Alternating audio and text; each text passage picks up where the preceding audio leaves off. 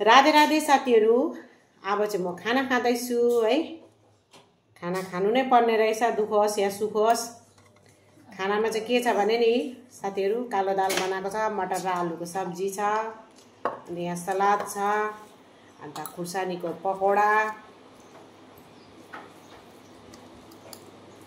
मेरो हस्बेन्डले पनि खाँदैछ बिचरा, अचारले छोपेछ। खै त अचारको बयम डल्लै लिएर बसेछ। अचारमै त छ जिन्दगी। राधे राधे भन्नु। राधे राधे।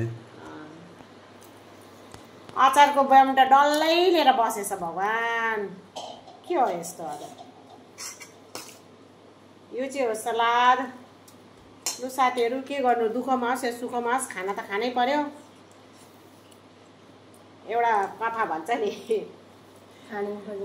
होइन के अरे, ट्रकको ट्रक चामल पनि यही मुखमा, ट्रकको ट्रक दाल पनि यही, यो मुखमा चाहिँ कति थोक गएको होला भनेर भन्छ नि। सेम त्यही हो मान्छेको जिन्दगी चाहिँ।